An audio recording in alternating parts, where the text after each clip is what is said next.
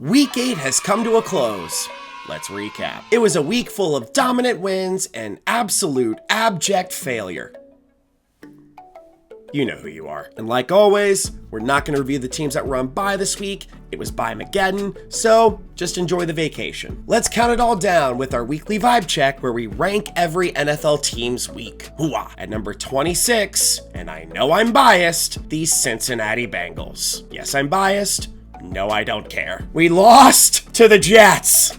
The Cincinnati Bengals faced the New York Jets at home, and this was a Jets team that didn't have either of its top two receivers, one of which is him or Sauce Gardner. The perfect win for a nice, easy win where we all celebrate, and now, Now, I mean this very genuinely. I do not get angry at sports events often. I really don't. But Sunday, I was angry to the point of utter disbelief. Garrett Wilson and Sauce Gardner were both absent, but the Jets still managed to put up 39 points and 502 offensive yards. This wasn't even a fault of the Bengals offense. They didn't turn the ball over, and they only had two penalties. One was a hold on Dylan Fairchild, and the other was Zach Taylor for still having the play calling duties. If you run up the middle on 2nd and long with under a minute to go, with 3 timeouts, while you're losing, I will throw things. If you're up 31-16 in the fourth quarter and then give up 23 points in the fourth quarter to a team that couldn't muster up more than 82 offensive yards in the entire game against the Broncos, that sucks. The guy who made that decision to hand it off on 2nd and 10 up the middle, I watched him hear himself get booed. And that's a look of a man who knew he f***ed up. Honestly, I should have just stayed home and watched Wicked. Instead, I got to watch Zach Taylor's play calling ability sing a solo in the hit song Defying Depravity. At number 25, the Atlanta Falcons. The Falcons are the reverse Dolphins. They play up to the Goliaths and down to whoever sucks. They got shut out by the Panthers, so it was only fitting that they also got blown out by the Dolphins at home. The Falcons lost to the Dolphins and Panthers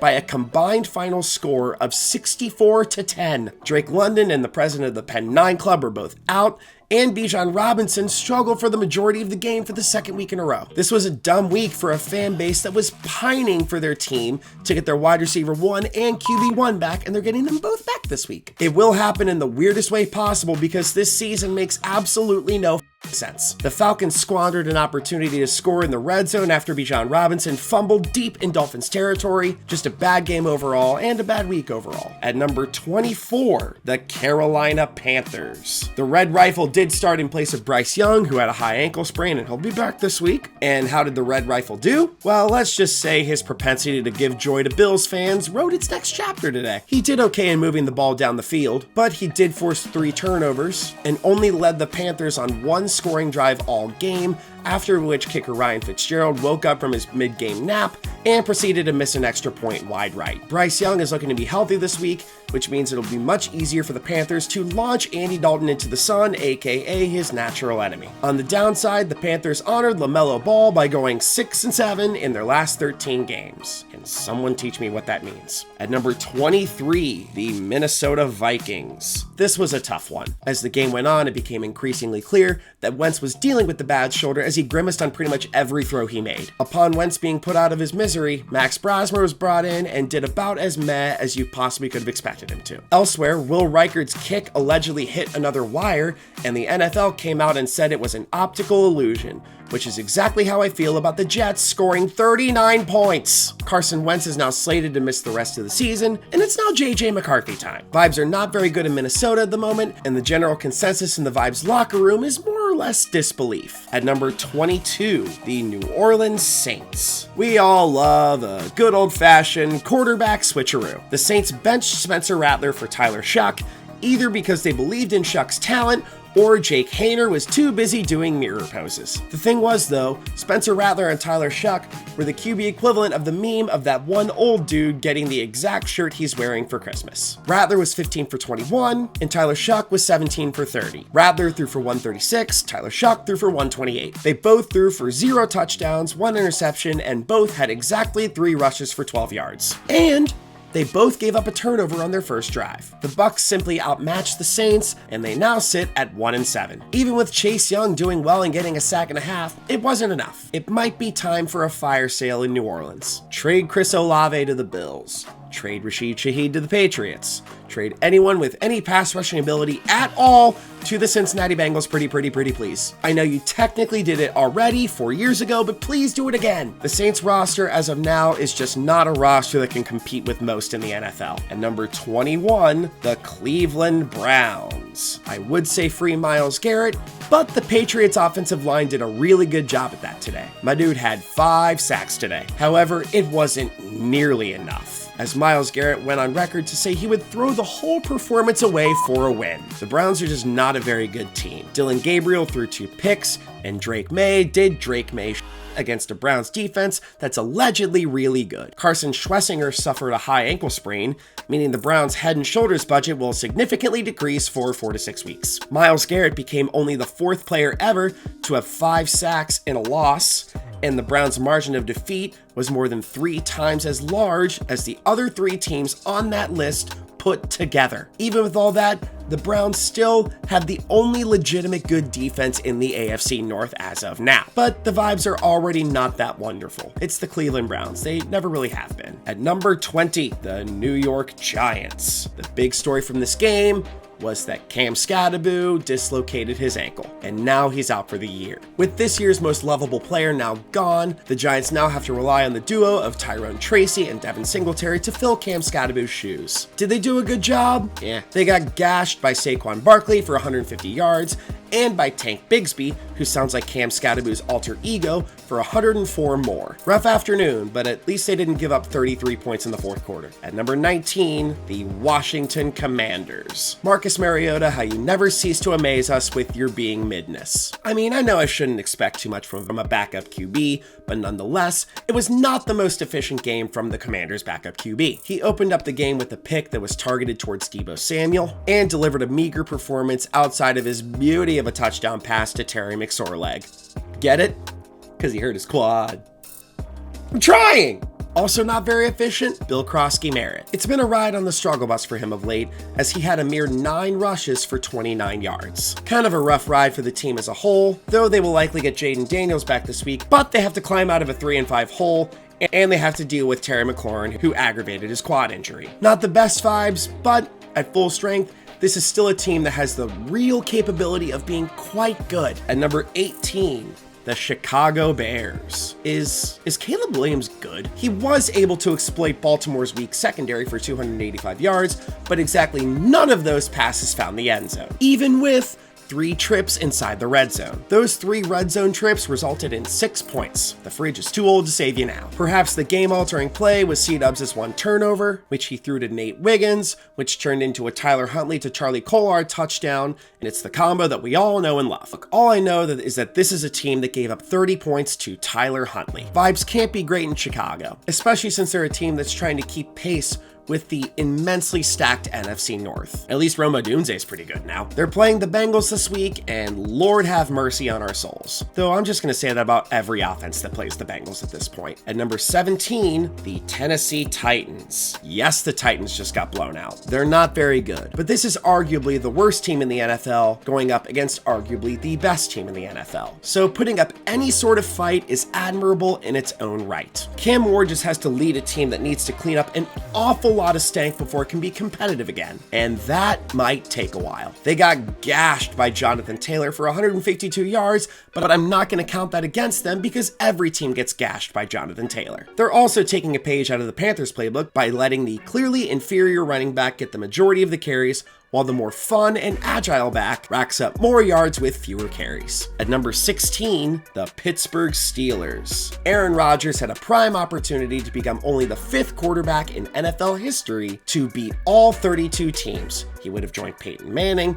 Tom Brady, Drew Brees, and the college volleyball arena guy. And Rodgers couldn't do it. Rodgers himself was fine, but the defense was this team's undoing. Early on in the season, I kept saying that the Steelers' defense had more name value than actual value, and that take is starting to come to fruition. Now, Deshaun Elliott is on injured reserve, and he might be out for the year. And they got Kyle Duggar from the Patriots in honor of the Graves are going to have to dig for their season, while the Ravens go on the run of the century. Isn't life fun? At number 15, the Dallas Cowboys. I can't even count defensive performances against the Cowboys anymore. We know their defense is gonna blow ass. And yes, I know who's talking. The Cowboys just got outmatched by a very, very clearly ascending Broncos team. The Bugatti in the trailer park meme came to life as the Bugatti that was insert Broncos player here ran through the trailer park that was the Cowboys defense. The Javonte Williams revenge game didn't go as planned because his defense was too busy being forced to tell Jerry Jones how great he is. Dak Prescott underperformed as well, and the Cowboys have fallen to 3-4-1, and ESPN will continue to talk about them like we're forced to give a shit.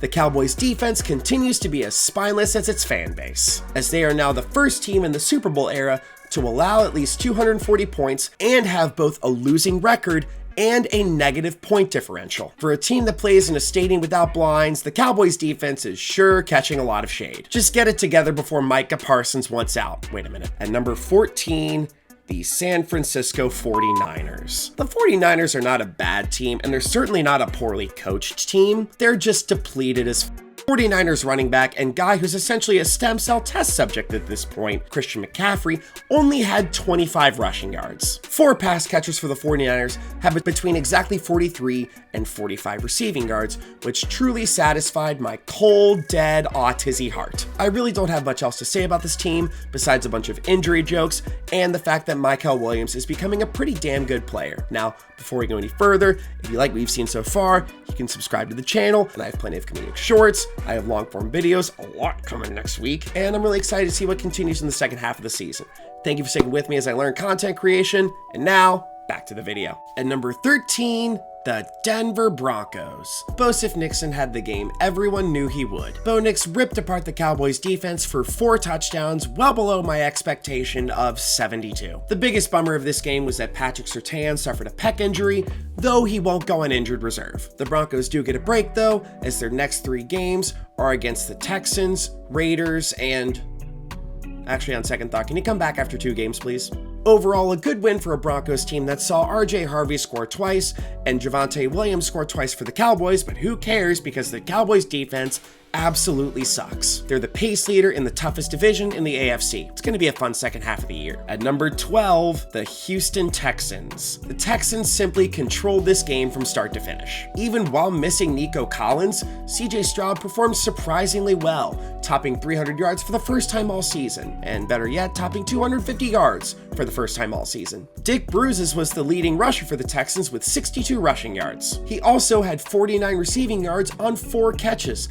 That said, his longest catch was for 50 yards because sometimes it's best to not ask questions. The offensive line did a remarkable job in pass protection by not allowing CJ Stroud to get sacked a single time. Just goes to show what happens when you play a 49ers defensive line several weeks after Nick Bosa's season ceases to exist. A decent win by the Texans that will ultimately be the most forgettable game of the season in about 5 minutes. At number 11, the Kansas City Chiefs. The Chiefs started off slow in the first half, especially given the fact that Patrick Mahomes threw 2 picks on the first 2 drives of the game for the Chiefs. After that though, pretty dominant from top to bottom. The Chiefs had 4 touchdowns, 2 to Kareem Hunt, 1 to Travis Kelce, and 1 to Rashee Rice. Wasn't all great though. Isaiah Pacheco went down with an injury, meaning Kareem Hunt has to deal with the Chiefs need a new kicker jokes every time Harrison Butker expresses his views on women. Also, the early turnovers have to be changed, especially if the Chiefs want to stand toe-to-toe with the Bills during the Tony Romo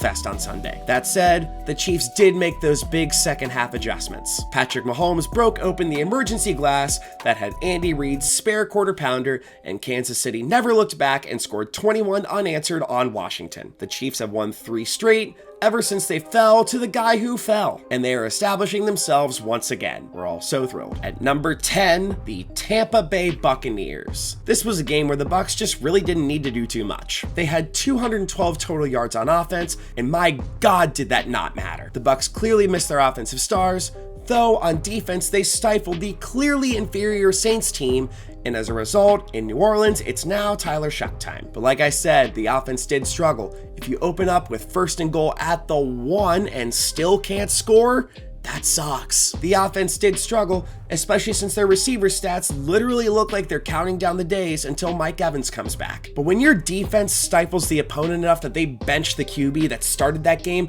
for the rest of the season, you know that you understood your assignment. Good win for the Bucs, and the bye is coming at a perfect time. Get healthy and get Bucky Irving back on the field. Number 9, the Green Bay Packers. Jordan Love has put a halt to Aaron Rodgers' pursuit of beating all 32 teams. It wasn't a good day for the Steelers defense, and Jordan Love took advantage of that as he eviscerated the Steelers defense for 360 passing yards. That's a lot. Jordan Love completed 20 straight passes at one point, which stunned a Pittsburgh Steelers crowd that can't even count that high. Who was the hero in the receiving game? Tucker Kraft. Yak and Cheese had his moment in the national spotlight as he had 7 catches for 143 yards and 2 touchdowns. His second touchdown came in a fourth quarter where the Packers scored 21 points. So much for being pumped about getting Jalen Ramsey 3 years after anyone should be pumped about that. Meanwhile, let's check in on Edgerrin Cooper.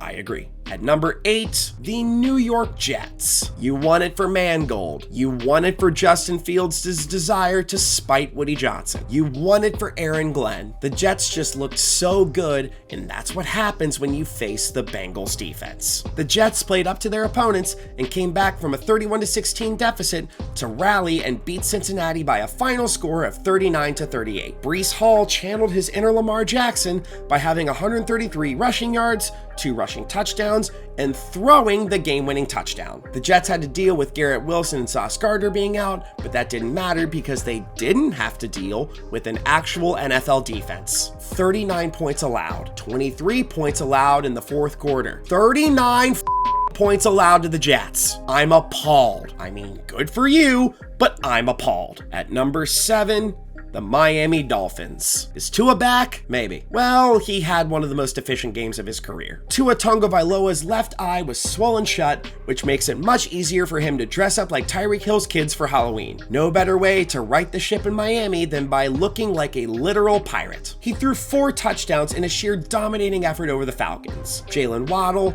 Ollie Gordon, Malik Washington, and Devon Achane all got in on the fun. They capitalized on the absence of Drake London and the fact that Kirk Cousins was playing, and they walked all over their counterparts in Atlanta. Mike McDaniel's good vibes are back, at least for now, and they won the trap game. Was it a fluke? Nobody knows yet. Good work. At number 6, the Philadelphia Eagles. The ground game was what won it today. Saquon Barkley finally had the revenge game we were all waiting for against the Giants, while Tank Bigsby imagined the entire opposition in Jags jerseys. But don't feel bad about your defensive line, Giants fans. At least I can name a couple of them. Dallas Goedert was able to celebrate National Tight Ends Day by scoring twice and not having to deal with the wrath of A.J. Brown on either touchdown. What a way to dominate a Giants team that performs so poorly on the road, they might as well have antlers. It's a deer joke, because you know what, screw it. The Eagles had 276 rushing yards, which is the most rushing yards any team has had all season. They now sit cozy at 6-2 and head into the bye week with all sorts of confidence. Now let's check in on A.J. Brown's Twitter feed. Oh, he knows funny. At number 5, the New England Patriots. Drake May has been so good for the Patriots,